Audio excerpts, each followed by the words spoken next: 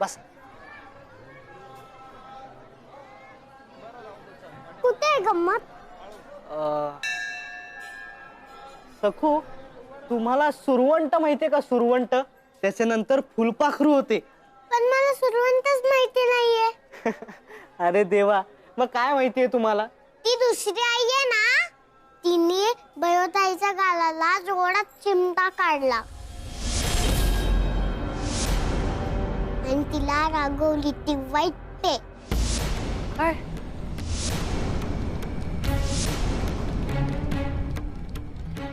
खरेच? हो, ती नेहमी असेच करते. नाही नाही, असे काही नाहीये सखू. उलट आमची गट्टी जमली होती. आमची गंमत सुरू होती म्हणून तुला असे वाटले. असे बोलायचे नाही, कळले? हो. चल जा आता खेळायला.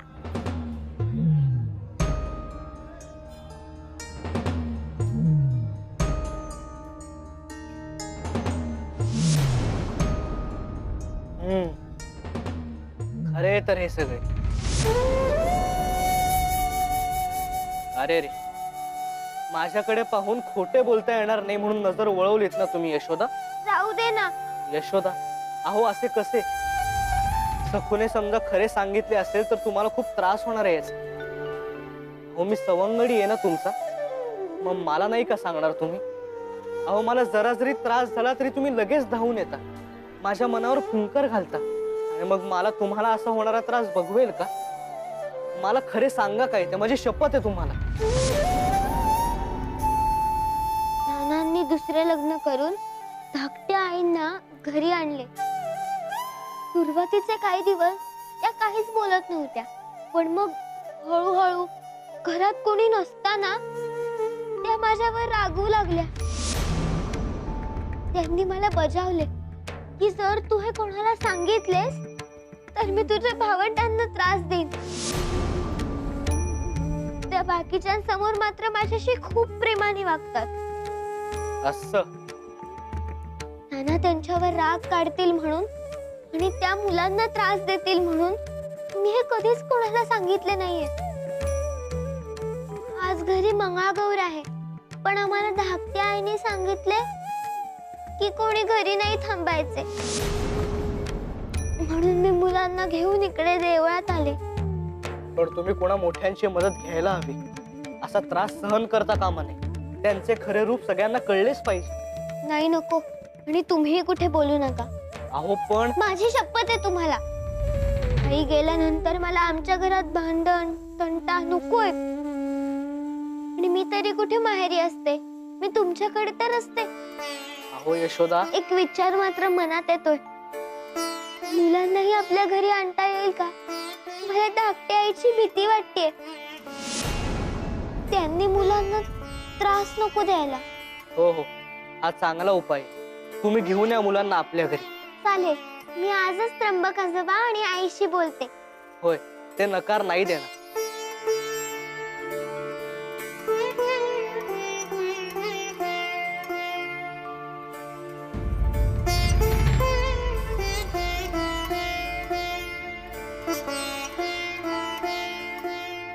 काय झालं? आईची आठवण येते.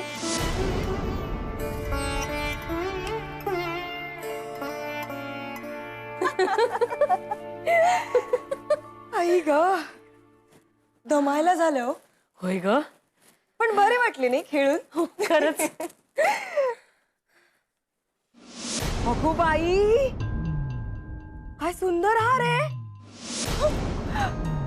छान दिसते नाही मला? हाराचे जाऊ दे ग. काय गो गोदे, मी ऐकले बाळणपण टाळण्यासाठी विषारी फळे खात होतीस. अगो काही झाले असते म्हणजे, मेली असतीस म्हणजे? नाही हो, तेवढी काळजी घेत होते. कोण घेणार यावेळेस जबाबदाऱ्या? कायमचे लोढणे. तसे आमच्या यांना गड्याहून जास्त किंमत नाही घरात. उद्या माझा मुलगाही गडीत झाला असता. फुकट राबणारा. कोणी सांगितलंय नसती झंझट? काय गो बाई, अगो मी सुद्धा पहिला महिना कच्ची पपई खात होते एकसारखी. पण नंतर मुलांची जबाबदारी लक्षात घेऊन थांबवले. अगो राधेची मुले माझ्यावरच होती ना. माझ्या जीवाचे काही बरे वाईट झाले असते म्हणजे मुलांचे हाल हाल झाले असते नुसते. मग अगो मग काय, देवाने योग्य तेच घडवून आणले. 3ऱ्याच महिन्यात माझी सुटका झाली. काय हायसे वाटले म्हणून सांगू तुला. अगो त्या खविसाला सांगितले नव्हते म्हणून बचावले, नाहीतर लादले असते त्याने बाळणपण माझ्यावर. सुखाने जगू दिले नसते गो. पण आता बघ कसे छान जगता येते, छान खेळता येते, नाचता येते. नाहीतर बायका आपल्या वर्षोनवर्ष काढतायत बाळणपणे. बाईच्या अवस्था 2च, एक तर गरोदर नाहीतर बाळंते. सुलोचनेच्या बहिणीसारखे. आई आई, गोदावरी, अरे इकडे काय करता तुम्ही? चला ना, बाहेर सगळे बोलवतात. हो हो, हिला घेऊन जा ना तू पुढे. मी आलेच. बरं. व्हा तुम्ही पुढे, मी आलेच.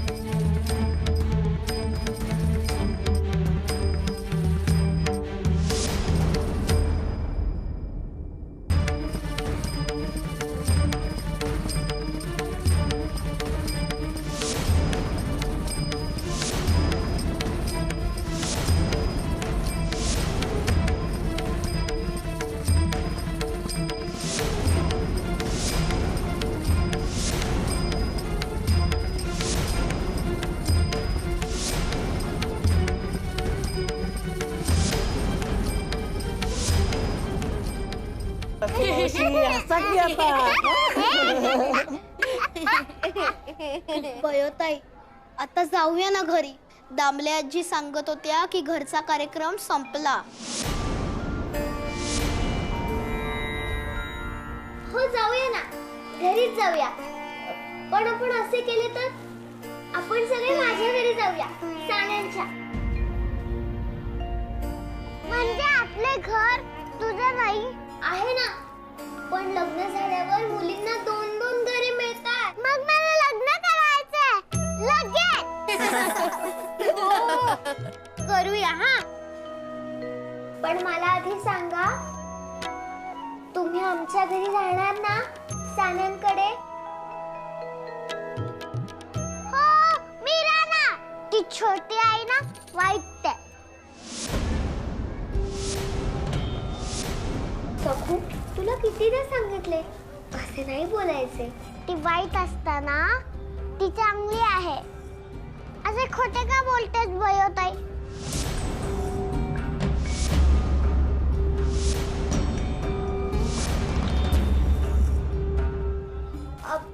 ते सगळं राहू दे. पण महादेव, गणपत तुमचे काय? या ना तुम्ही आमच्या घरी. पण नानांचे काय? त्यांना एकटे टाकून आम्ही कसे येऊ? हो, आई गेल्यापासून नाना आजारीच असतात. त्यांचे कोण करणार? धाकटी आई आहे, बापू आहेत, सुभद्रा आजी आहे. हो, पण त्यांचे काही खरे नाही. आणि ती धाकटी आई आहे, आई नाही. बयोताई, एक विचारू? रागवू नकोस हा. विचार ना. आई जाऊन 6 महिने झाले, तेव्हापासून मी बघतोय तू नानांशी अजिबात बोलत नाहीस. त्यांच्या समोरही जात नाहीस. असे का ग?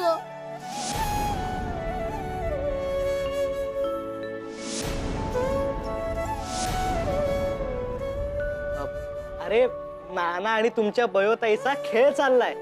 जो कोण दुसऱ्याशी आधी बोलेल तो हरला, आणि जो हरेल त्याला माकडाची शेपूट लावून दिवसभर उड्या माराव्या लागतील. म्हणून कोणीच कोणाशी बोलत नाहीये.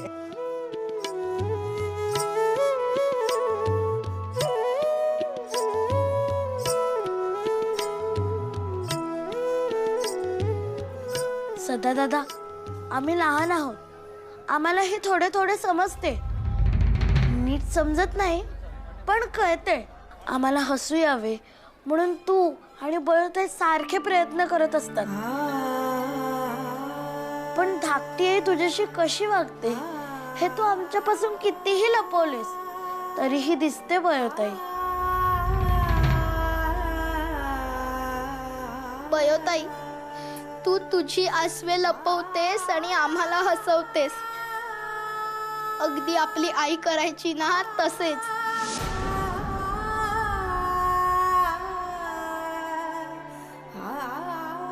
मी तर सखू आणि गणपतला हेच सांगतो की आता बयोताईच आपली आई आणि सदा दादाच आपले नाना.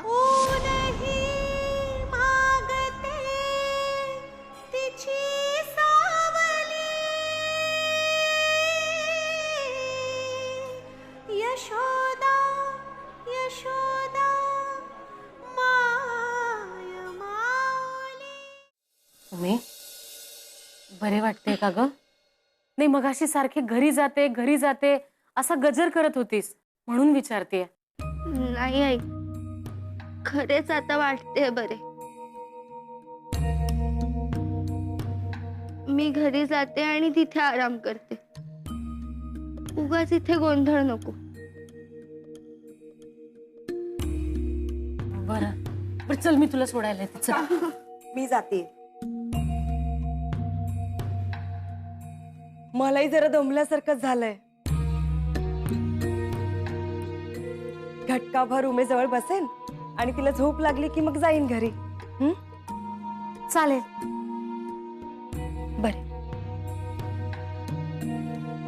चल गो. सांभाळून जा. सांभाळ. येते. काळजी घे हो. आजकाल असे सारखे होते हिचे. काय करावे काहीच सुचत नाहीये मला. वैद्यांनी सुद्धा हात टेकले. काळजी वाटते मला तिची. या वयात खाणे पिणे कसे भक्कम हवे.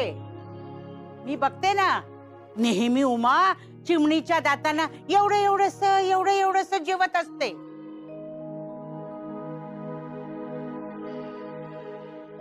बदाम खारीक सुरू करा. हाळीवाची खीरही द्या.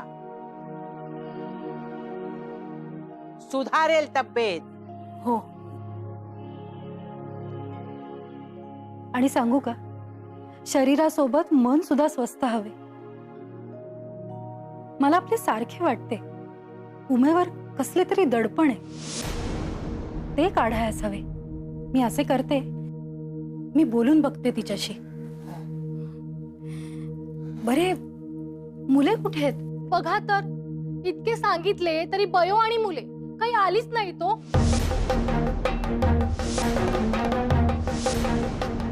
का असे वागताय काहीच कळत नाही. बाई बाई बाई बाई, उर्मटपणाच झाला हा. तू जातीने बोलवायला गेलीस तरीही मुले आली नाहीत म्हणजे काय म्हणायचे याला? येऊ दे यशोदेस, बघतेस तिच्याकडे.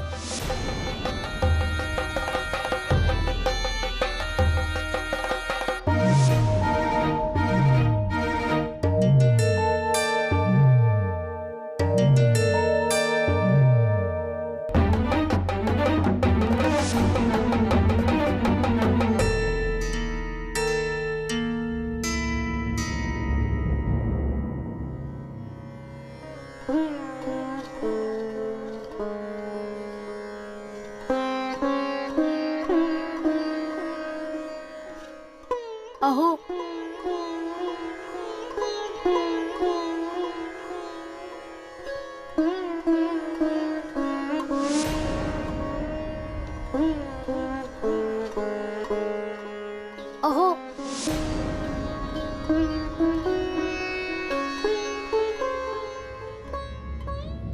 झाला का कार्यक्रम? छान झाला ना? हो तर आज मला वाटले माझ्या लग्नाच्या नव्या नवलाईचे हे पहिले वर्ष आहे असे. खूप कोडकौतुक होत होते आणि सगळ्या बायकांनी माझे लाडही केले. राधेच्या मंगळागौरीच्या वेळेला सुभद्रा काकू आजारी होत्या, त्यामुळे शास्त्रापुरतीच झाली होती.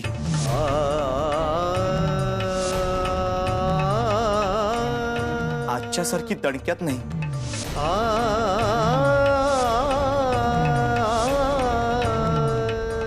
बिचारीची हौस झालीच नाही.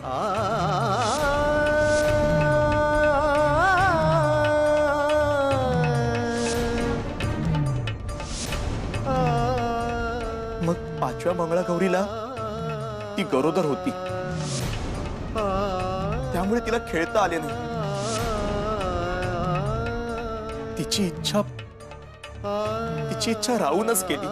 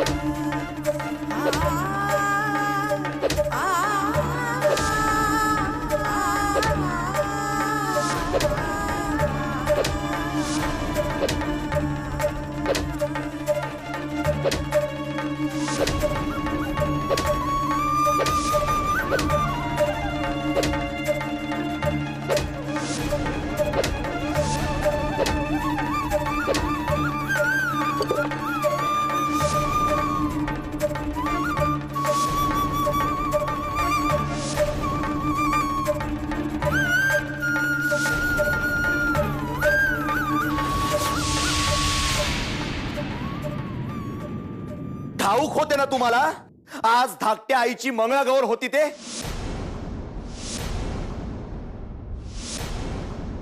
घरात सण होता आणि तुम्ही घर टाकून देवळात बसला होतात.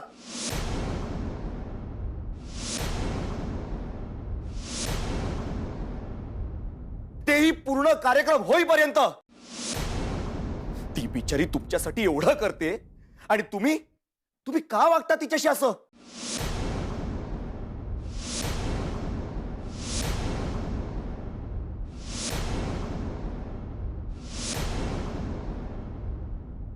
लोकांना काय वाटेल? सावत्राई तुमचे हाल करते म्हणून.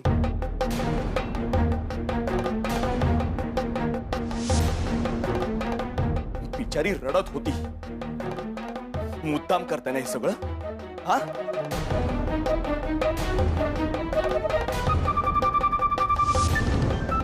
तिला त्रास व्हावा म्हणून करताय ना? ती तुमची मंथरणी करण्यासाठी कार्यक्रम सोडून तुमच्या मागे देवळात आली, पण तुम्ही आला नाहीत.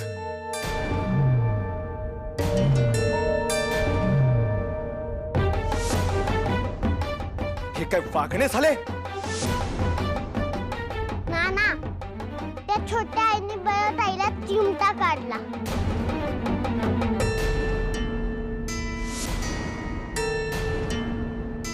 खोटे बोलतेस? इतकी मजल केली तुझी? हात पुढे कर.